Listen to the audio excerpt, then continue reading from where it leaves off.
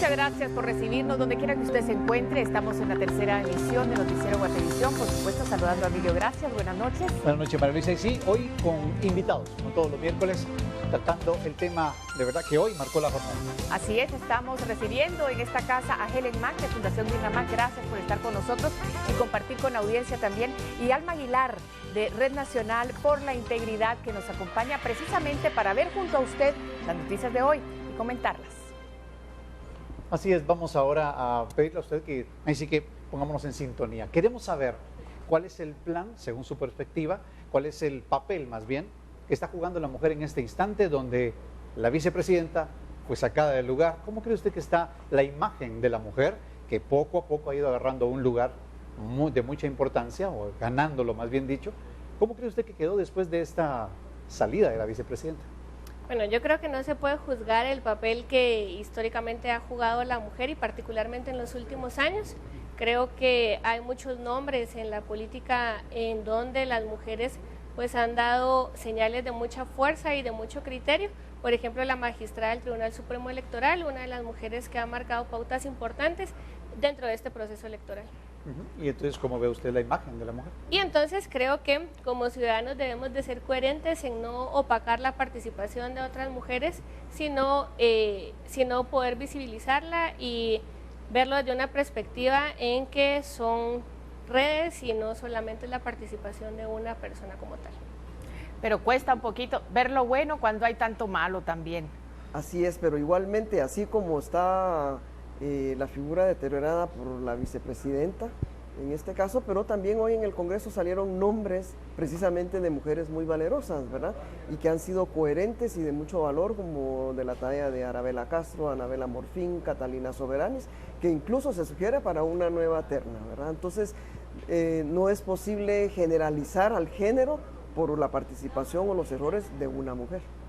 Bueno, y vamos a hablar de eso y muchísimo más en esta ocasión. Por cierto, Emilio, aquí hay 3 mujeres, estamos nosotros en mayoría, pero lo que queremos, amigos televidentes, es que junto a nuestras invitadas hoy nos acompañe a revisar las notas de la jornada y vamos a hablar cómo luego, precisamente de una larga jornada en el Congreso de la República, por falta de acuerdos, los diputados no eligieron vicepresidente y lograron que la terna fuera modificada de nuevo. Por segunda ocasión, los diputados fueron convocados para elegir al vicepresidente de la República, en sustitución de Roxana Valdetti, pero la falta de acuerdos y la negativa por elegir entre 3 personas que pertenecen al Partido Patriota fue evidente.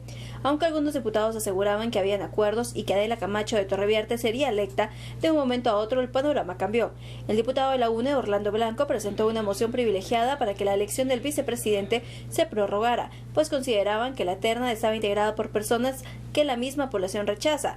A la petición se unieron diputados de bancadas minoritarias como Creo, Encuentro por Guatemala, WINAC, Todos y PRI.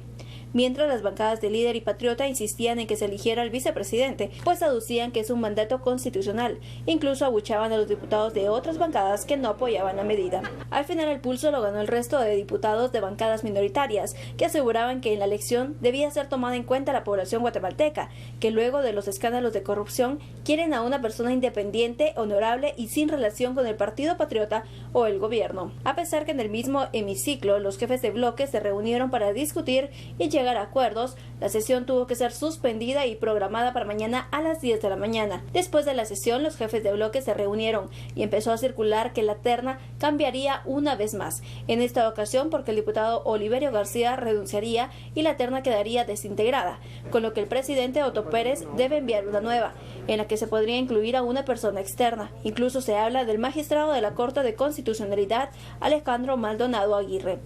Entre otros nombres que se mencionaban como posibles candidatos están Catalina Soberanis, ex constitucionalista, Anabela Morfín, expresidenta del Centro de la Defensa de la Constitución, y Raquel Zelaya, signataria de los acuerdos de paz. Por unas elecciones en paz, Dulce Rivera y Rafael Ovalle. Y los diputados se pronunciaron respecto a lo acontecido en el Congreso. Algunos se molestaron porque se suspendió la sesión y otros celebraron que se haya logrado frenar la elección para que la terna sea integrada por personas ajenas al gobierno.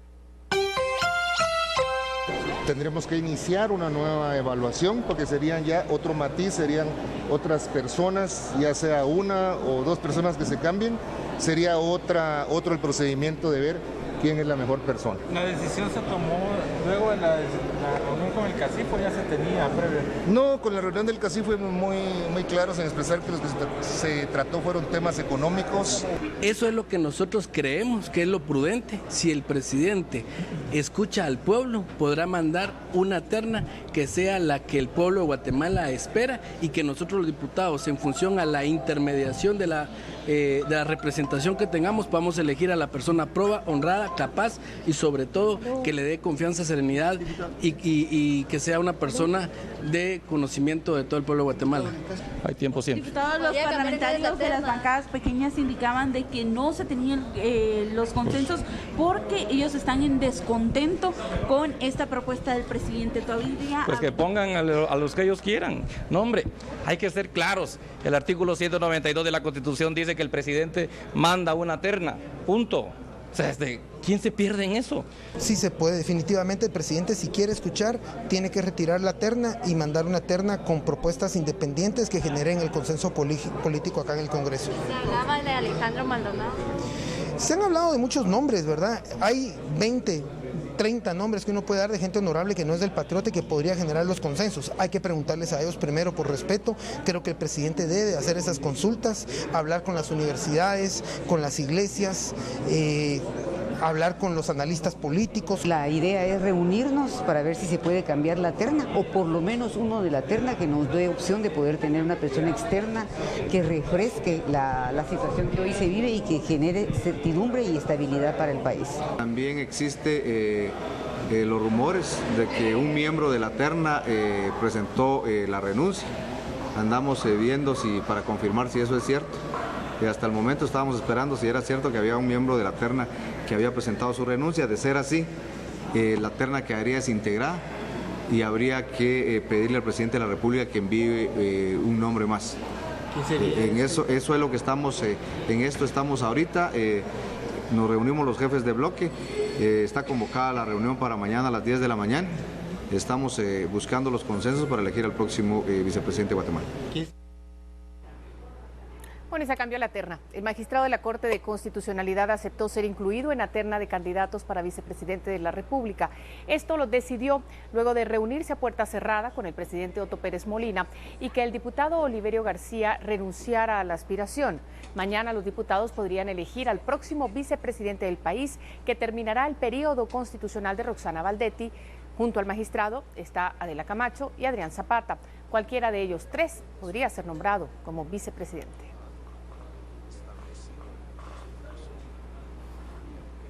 Bueno, por supuesto, de nuestras invitadas queremos escuchar cuál es su comentario.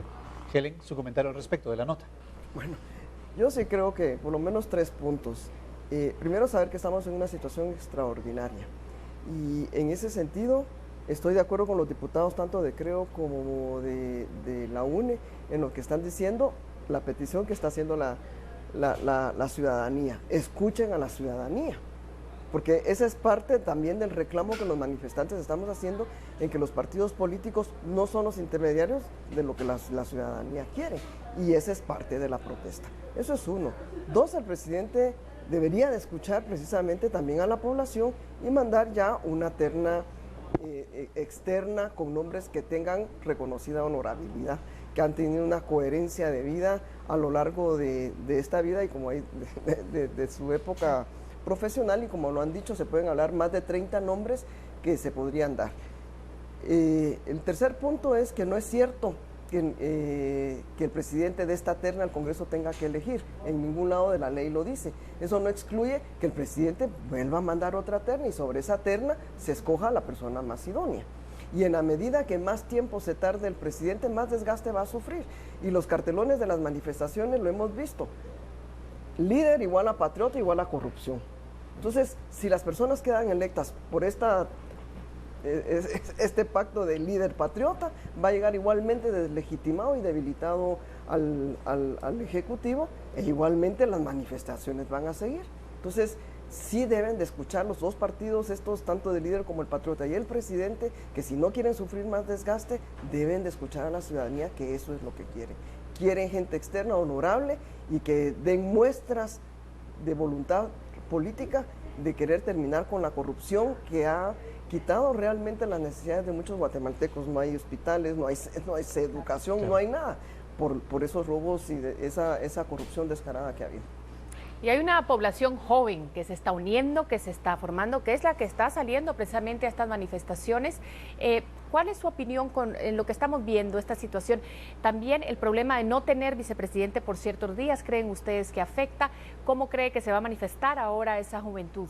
Bueno, yo creo que los jóvenes estamos manifestando por una corrupción que ha sido sistemática y creo que eso es una de las cosas más importantes que hemos conseguido con este tipo de manifestaciones ciudadanas y es el reconocimiento de problemas que son estructurales como la corrupción y la impunidad. En este tema en particular creo que el tiempo no debe apresurarnos en que el Congreso pueda nombrar a una persona que no sea la idónea y la capaz, sino que se puedan tomar precisamente todos los consejos y las recomendaciones para conformar una terna que al igual y como se ha pedido para las Cortes y para la Corte Suprema de Justicia, cumpla con los requisitos de honorabilidad e idoneidad para garantizar que este periodo que queda el vicepresidente o la vicepresidenta en realidad pueda fungir no solo con sus funciones constitucionales, sino que además sea un aliado para la ciudadanía en la lucha contra la corrupción. En el interior de la República también se está empezando a escuchar la voz. Parece ser, a lo que se puede observar ahora, que hay más organización. De hecho, de las 9 entidades que contábamos hoy al mediodía que están haciendo la convocatoria, ya hay también algunos departamentos que se están sumando. ¿Qué opinamos de eso, Helen? Para mí es totalmente positivo y por eso es que los diputados deben de entenderlo, deben de agarrar de que ellos son intermediarios de esta población que está pidiendo. Inclusive el movimiento indígena, ¿no? Movimientos indígenas. Y un punto que se me había olvidado a mí decir es que debemos de recordar que Guatemala tiene 3 poderes y que son pesos y contrapesos. En ese sentido, cuando nosotros lo hicimos en las comisiones de postulación, por ejemplo, reclamamos en el amparo que el Congreso de la República tiene la obligación de velar que lo que está haciendo el Ejecutivo sea lo correcto, que fue lo que no hizo en el caso de las comisiones de postulación. Hoy ellos están haciendo ese peso y contrapeso para elegir a la mejor persona, no por la prisa se va a escoger a alguien mal en donde la población se va a seguir manifestando en contra. Claro, de hecho, ¿y cómo vemos el interior del país con los jóvenes? Bueno, yo creo que pese a que, digamos, el Internet no permea en toda la población como quisiéramos, sí hay una serie de grupos y de personas, ciudadanos en general, que se están organizando. Es importante resaltar que ya hay marchas convocadas, planificadas y organizadas en las cabeceras departamentales de Suchitepeque, de Huehuetenango, de Zacapa, de Jalapa, también de Quetzaltenango, en donde van a manifestar diferentes temas, pero en particular creo que lo que nos ha cohesionado como sociedad es la lucha contra la corrupción y también hacerle ver a la clase política que ya no estamos dispuestos a tolerar o dejar pasar por alto todos estos elementos que no han permitido que hoy por hoy sintamos que esta clase política nos representa y que está en función del bien común y no a los intereses personales y particulares. No hay un empoderamiento de la sociedad que se ve también en el legislativo. De eso vamos a hablar cuando regresemos. Vamos a hacer una pausa, acompáñenos, pero ya volvemos. Tenemos mucha más información. ¿Qué hace que un político quiera perpetuarse en el poder? ¿Cuáles son las ambiciones que determinan la lucha por mantenerse dentro de una estructura política y sus réditos? Miguel Salay habló con psicólogos especialistas y encontró las posibles causas de este desequilibrio psicológico. Las personas que se dedican a la política llevan consigo grandes ambiciones, unas legítimas como procurar un mejor país y otras más relacionadas con la codicia que con la voluntad de servir a sus semejantes. Desde hace unos años la psicología ha estudiado las diferentes manifestaciones que delatan los objetivos de quien se empecina por perpetuarse en el poder. De hecho, el síndrome lleva un nombre. Se habla de un síndrome, el síndrome de Ibris. Ibris es una palabra griega que quiere decir desmesura. Entonces, y es un estudio muy reciente, además es aproximadamente desde el 2009 para acá se llama de esta forma, síndrome de Ibris, y involucra a políticos de muchas partes, de todas partes del mundo, pero digamos aplicándolo aquí en Guatemala se caracteriza precisamente por la megalomanía, por el narcisismo, el no saber en qué realidad están parados, además se agrava con el sostenimiento en el puesto mucho tiempo. Pero no es únicamente una cuestión de que los políticos pierdan la realidad y con ello perjudiquen a la sociedad, sino la necesidad de perpetuarse en el poder. Un ser humano tiene límites, sabe que se puede enfermar, sabe que se puede morir, sabe que puede hacer ciertas cosas. Y la forma de olvidar, digamos, desde el punto de vista psicológico, que uno es mortal y que uno es finito y que tiene límites, es precisamente a través del poder. Sí, entonces uno con el poder entonces siente, por ejemplo, que no le va a pasar nada en esta vida. Entonces eso es lo que le pasa a este tipo de personas. Para los especialistas, que un político pierda el poder es sinónimo a que se enfrente a depresiones, enfermedades físicas e incluso mentales. Por unas elecciones en paz, Miguel Salay y Ronnie Herrera. Y el analista político de la Universidad de San Carlos, Edgar Gutiérrez, plantea una posible salida ante la crisis institucional que atraviesa el país de cara a las elecciones 2015. Como los diputados están bajo presión popular, el mecanismo tendría que ser que ponen un artículo transitorio mediante el cual se corren las elecciones un par de meses, 2-3 meses, ponte que sea primera vuelta en noviembre y una eventual segunda vuelta en diciembre. Incluso hubo una elección, la del 90, que Jorge Serrano asumió el 7 de... fue electo el 7 de enero, a una semana del cambio de gobierno. Es decir, esto se puede hacer en los márgenes de ley. Ya le da confianza a la gente que pueden venir otros ciudadanos a ejercicio político, ¿verdad?, con estas nuevas reglas del juego. Lo que urge es cambiar las reglas del juego. Si no se actúa rápidamente, esto desborda. Y hoy día 3 dirigentes del partido líder y el presidente del CACIF se reunieron. Sin embargo, hubo una contradicción sobre si conversaron de la elección del nuevo vicepresidente de la República. Al ser cuestionados el presidente del CACIF y el secretario general del partido líder sobre si discutieron acerca de la terna de vicepresidenciables que se encuentra en el Congreso, uno sostuvo que no habían hablado del tema y otro lo contradijo. No hubo ningún toque de ese tema, porque ellos, los señores del CACIF, están bien sabidos que los que definen al final los temas dentro del Congreso son todas las bancadas, no la que nosotros formamos. Nada más la tocamos en general y solicitamos que hay urgencia de que el Congreso resuelva. No mencionamos ningún nombre en absoluto. La reunión se concertó para que los representantes del líder, entre ellos el vicepresidenciable del partido, Edgar Barquín, dieran a conocer al sector empresarial su plan de gobierno en materia económica. Señalamos temas con mucha puntualidad que requerimos que se incorpore la economía informal a la economía formal y que eso requiere simplificación de las normas, que las normas respondan a nuestra realidad económica y social, para que efectivamente podamos generar riqueza en el país y combatir la pobreza y la miseria. Les venimos a explicar todos los componentes de las políticas sectoriales de la política económica, como lo es el enfoque de política monetaria, cambiaria, crediticia, la política fiscal. El CACIF ha dado inicio esta semana a las reuniones con los presidenciables para conocer así su plan de gobierno. Hasta este momento solo se ha reunido con la Unidad Nacional de la Esperanza y Libertad Democrática Renovada. Por unas elecciones en paz, Silvia María Corzo y Héctor Chutu.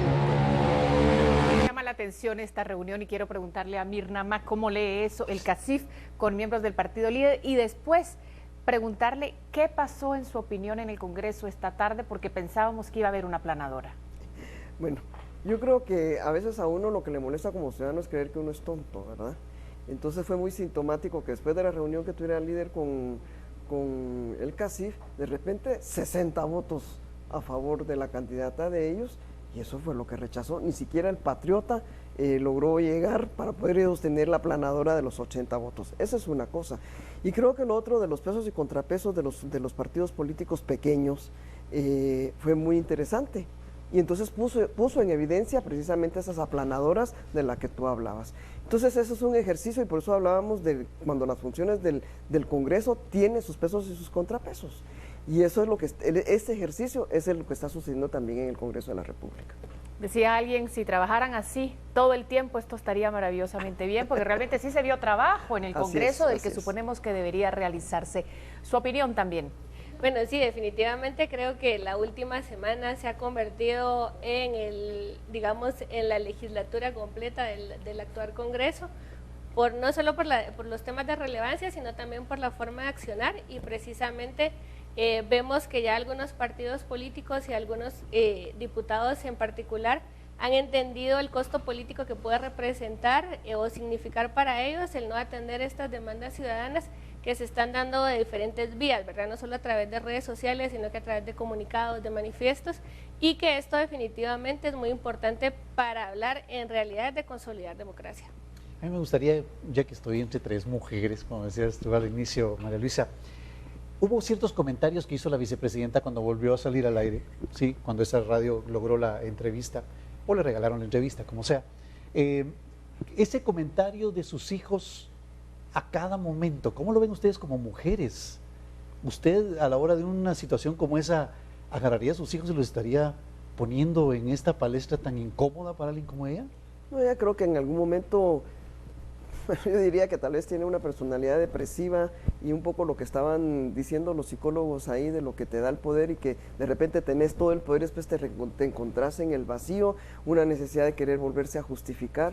Pero incluso estuvo circulando en las redes una entrevista que el licenciado Oligorría le hacía a Roxana Valdetti, y volvía a mencionar también que por la vida de sus hijos nunca iba a robar.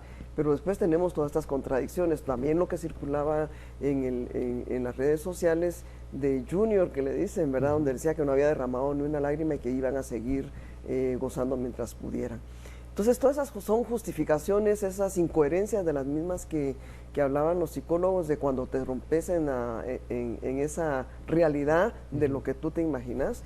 Y ahorita quiero sacar, a mí me gustaba mucho la película del Señor de los Anillos, porque precisamente ese poder es el que enferma, ¿verdad? Ese quererse poner el anillo y el poder que te da es lo que enferma a muchos, y todo por el tema de la codicia, porque uno siempre dice, pero ¿para qué les va a servir tanto dinero que se están robando? ¿A qué hora se lo van a gastar? Es todo el tema de la codicia y la enfermedad, y eso es lo que está sucediendo con muchos políticos. ¿Y cómo hacer para que los jóvenes que están ingresando ahora a esta plataforma política y participación, eso es muy bueno, no se contagien, digamos, de esta situación de buscar el poder por el poder? Sí, yo creo que ese es uno de los retos que se ha tenido en los últimos años, el que jóvenes se puedan involucrar al ámbito político, pero no solo para refrescar en imagen, sino refrescar en calidad y en cuestionamientos y en ideas, ¿verdad? Creo que es indispensable que los jóvenes se puedan formar en este tema, que puedan comprender sobre el funcionamiento del Estado y de cómo cohesiona a la ciudadanía, ¿verdad? Entonces, los jóvenes sí estamos llamados a ocupar puestos en espacios públicos y políticos, pero de una manera informada y responsable. Vamos a hacer un corte en este momento, vamos a ir y regresamos con mucho más. Antes de eso, vamos a hacerles un servicio social, y es que con urgencia se necesita sangre O positivo o de cualquier tipo para la señora Sandra Orellana, quien se encuentra recluida en cirugía de mujeres del Instituto Guatemalteco de Seguridad Social en la zona 9. Donadores, por favor, comunicarse con Ivonne Orellana o Sandra Orellana a los teléfonos 4287-6433 o bien al 55001439. Por su colaboración, muchas gracias. Hay más noticias.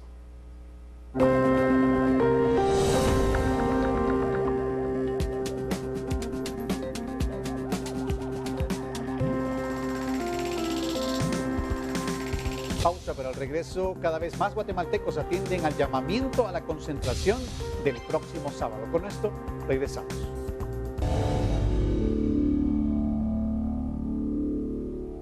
Continuamos. Cada vez más sectores, departamentos, incluso países se unen a la manifestación Renuncia Ya, que está programada para este sábado 16 de mayo. En redes sociales, al menos 30.000 personas han confirmado ya su asistencia a la Plaza de la Constitución. Más que nunca, diversos sectores del país se han unido para manifestar al unísono en contra de la corrupción. El pasado 25 de abril se vio una fuerte muestra del sentimiento en la sociedad y para el sábado 16 de mayo podría replicarse e incluso aumentar. Tras la renuncia de Roxana Baldetti, las consignas han variado un poco y ahora los manifestantes piden juicio a Baldetti, renuncia de Otto Pérez Molina y captura del resto de involucrados en actos de corrupción. La Plaza de la Constitución será el mayor de los escenarios para manifestar, pero el hecho tendrá sucursales en otros departamentos en donde ya se han organizado.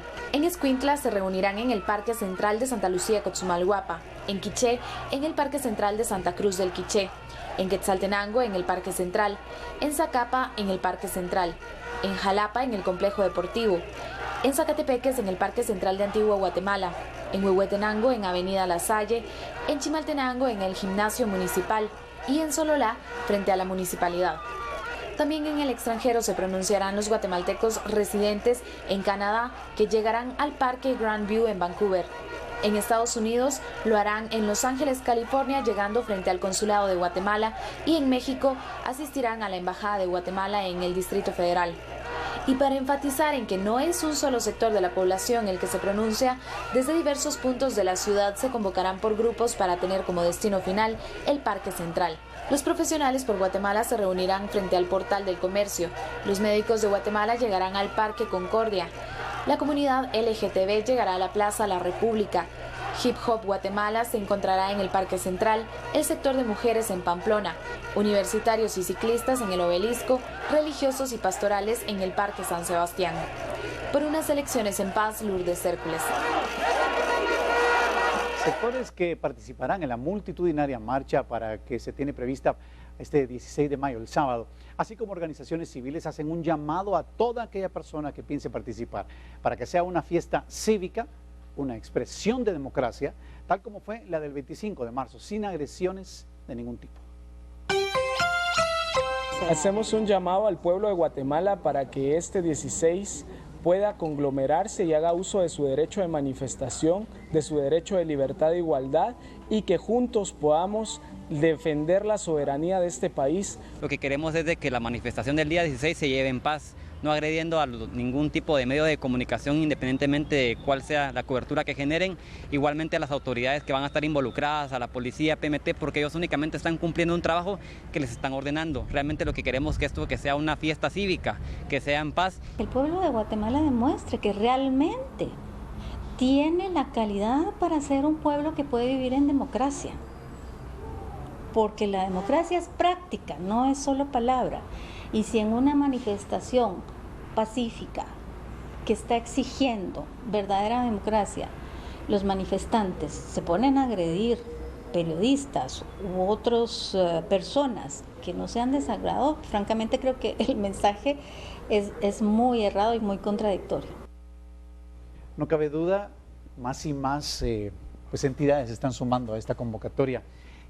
Ya se logró la renuncia de la vicepresidenta, como todos lo sabemos, y esto ha creado cierta sinergia, ¿no?, en lo que es la gente que se está reuniendo para pedir. Pero, ¿qué es el siguiente paso? ¿Será que, porque en algunos lugares se está llevando la cosa a pedir, inclusive la renuncia del presidente? ¿Es esto en realidad lo que se debe hacer? ¿Es este el paso, según su perspectiva, por ejemplo, Helen? Yo creo que lo que tenemos, ¿verdad? Y hay, es mucha rabia acumulada de la corrupción. Claro. Entonces, dijéramos en la vicepresidenta y en el presidente es donde se ha encarnado el tema de la corrupción, porque en el caso de la SAT, ambos fueron mencionados, claro, aunque no hay pruebas suficientes, pero ambos fueron mencionados.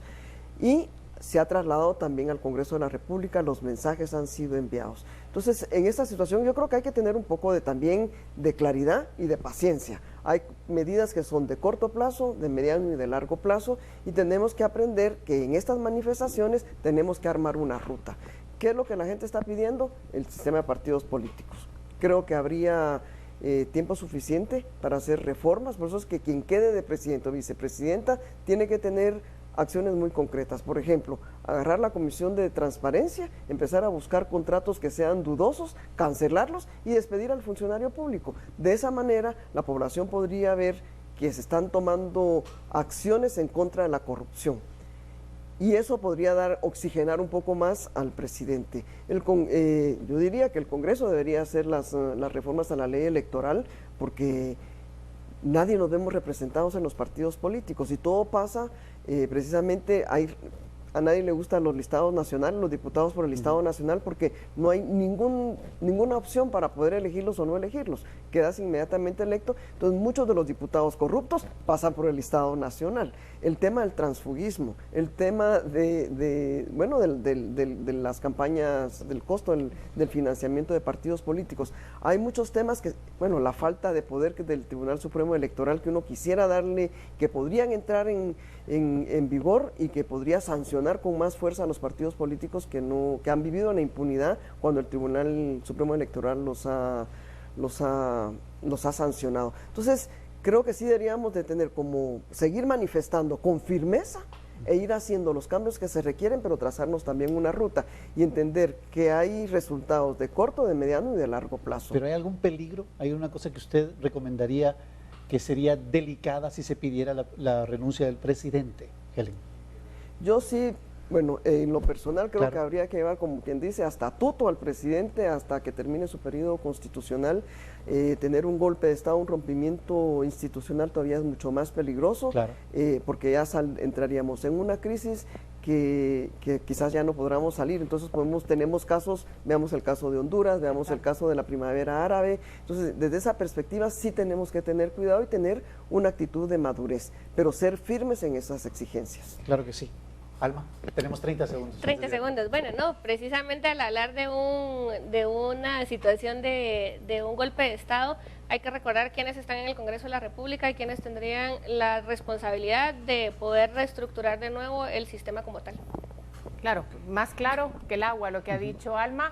Hay que ver entonces qué pasaría si y quién estaría a cargo de esas decisiones. Pero vamos a hacer una pausa, quédese con nosotros porque tenemos más.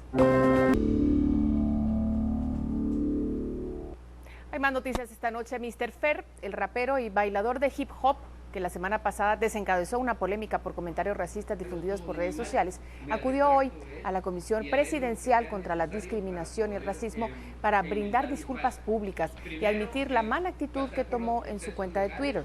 La CODISRA había interpuesto una denuncia contra el artista, cuyo nombre de pila es Fernando David Reynoso Méndez. Se desconoce si la demanda contra Mr. Fer será retirada.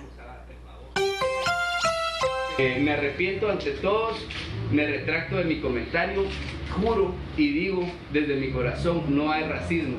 Quiero que se me investigue como persona y mi trabajo en comunidades y mi trabajo en lo que es el área urbana, y que vean ustedes a través de las pruebas de que no hay racismo. El comentario estuvo muy mal, me retracto de él y haré lo que sea necesario para poder enmendar mi falta.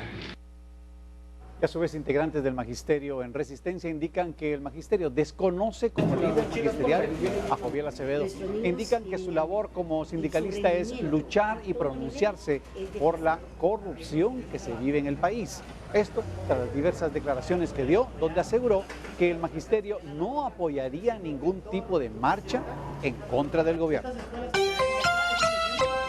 Por las declaraciones que él dio en unos congresos y en Quiché incluso, donde decía de que no iba a manifestar por los actos de corrupción. El magisterio solo lo relaciona de que él está inmiscuido o tiene que ver con todos esos actos de corrupción, porque un sindicalista con rectitud, en efecto, con la cara en alto, dice sí, hay que combatir la corrupción, pero que un sindicalista diga de que, es que no hay pruebas, cuando en realidad se está viendo lo que se está viendo. Entonces ahí fue donde el gremio magisterial lo empezó a desconocer. Bueno, en esas dos noticias que hemos visto hay un denominador común: el pez por su boca muere. Los dos hablaron un poquito de más y tienen estas consecuencias, digamos así. ¿Cómo hacer con esa juventud que se está organizando y que tiene mucha pasión por lo que está haciendo para de alguna manera controlar y ser mesurado y ser paciente, como decía Helen? Bueno, yo creo que el tema aquí es que estamos utilizando, o se cree como común denominador, el tema de las redes sociales y del internet, y creo que esa es una herramienta que se puede utilizar para informarse de una manera ordenada y sistemática sobre qué se puede hacer, qué no se puede hacer, y sobre todo tener coherencia entre lo que se dice y lo que se hace. Creo que esa es una de las lecciones más importantes, y entender que también hay una huella electrónica que se deja en todo lo que se dice y se hace. Entonces creo que lo importante aquí es ser coherente con lo que se está diciendo. Hay un movimiento en la Universidad de San Carlos que marcó un precedente, porque no cabe duda, en esa primera convocatoria se agarraron la capucha, se le enrollaron al cuello, se pusieron un DPI en la mano y dijeron, aquí está el que está demandando no más corrupción. Ese es el estándar mínimo que estamos esperando de todos los jóvenes participantes, ¿es así? Sí, de todos los jóvenes y de todas las personas que participen en la marcha. Creo que independientemente del lugar en donde estemos manifestando, lo que buscamos es que esto sea una fiesta ciudadana efectivamente y que como tal las personas puedan portar con ellos un documento de identificación para que en cualquier momento pues se puedan presentar y además que se pueda reconocer y además desligar de esta fiesta cívica a las personas que estén irrumpiendo o haciendo algo que esté fuera de las normas del respeto y de la paz. Claro que sí, tomar en cuenta que el que hace eso no tiene el espíritu. No tienen el espíritu y que lo que quieren provocar son problemas, o lo que normalmente se dice son infiltrados. Podría ser, bueno, pues importantísimo hacer mención de esto porque estamos a días de que esta marcha vuelva a salir a las calles. Vamos a continuar con más, pero vamos a hacerlo después de una pausa, si usted nos acompaña.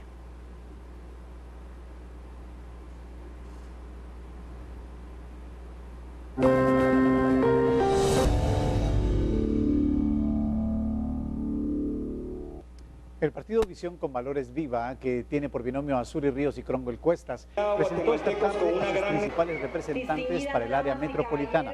Como candidato a alcalde de la ciudad de Guatemala presentaron a Luis Enrique Cruz, mientras que encabezando el listado metropolitano para el Congreso se encuentra Luis Hernández Asmitia, ex viceministro de Desarrollo Social.